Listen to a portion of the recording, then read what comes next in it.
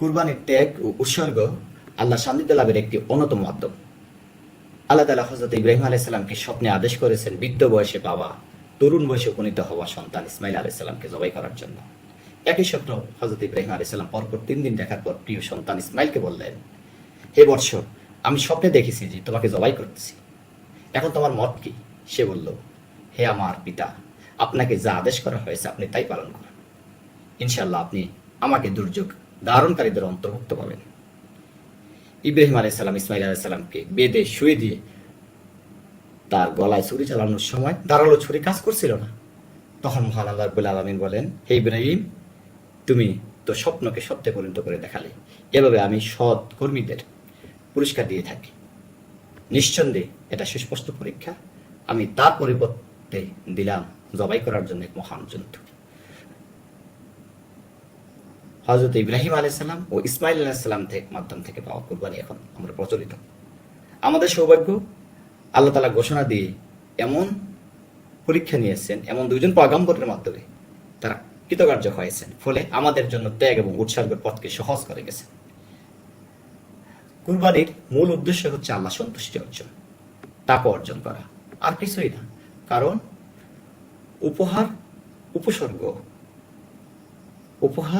উৎসর্গ যার জন্য করা হয় তিনি তা ভোগ করেন, কিন্তু কুরবানি ও আল্লাহর নামে উৎসর্গকৃত ক্ষেত্রে এক পরিস্থিতি একেবারে ভিন্ন। এখানে যার জন্য উৎসর্গ করা হয় তিনি ছুঁয়েও দেখেন না, বরং কুরবানিকারী নিজেই তা ভক্ষণ করেন, আত্মীয় স্বজন এবং দরিদ্রের মধ্যে তা বন্টন করেন, সেটাও আল্লাহর নির্দেশে। তিনি বলেন, এবং কাবার নামে উৎসর্গকৃত উটকে আমি তোমাদের জন্য আল্লাহর অন্যতম নিদর্শন করেছি, এতে তোমাদের জন্য মঙ্গল রয়েছে। সুতরাং সারিবদ্ধভাবে বাঁধা অবস্থায় তাদেরকে জবাই করার সময় তোমরা আল্লাহর নাম উচ্চারণ করো, অতঃপর যখন তা কাত হয়ে পড়ে তখন তা থেকে তোমরা আহার করো, এবং আহার করাও যে কিছু এমনইভাবে আমি এগুলোকে তোমাদের বশীভূত করে দিয়েছি যাতে তোমরা কৃতজ্ঞতা প্রকাশ করো। এগুলোর গোশত এবং রক্ত আল্লাহর নিকট পৌঁছে না, কিন্তু তার কাছে পৌঁছে তোমাদের মনের তাকওয়া। এমনকি তিনি এগুলোকে তোমাদের বশে করে দিয়েছেন যাতে তোমরা আল্লাহর মহত্ব ঘোষণা করো, এই কারণে যে তিনি তোমাদের পথ প্রদর্শন করেছেন।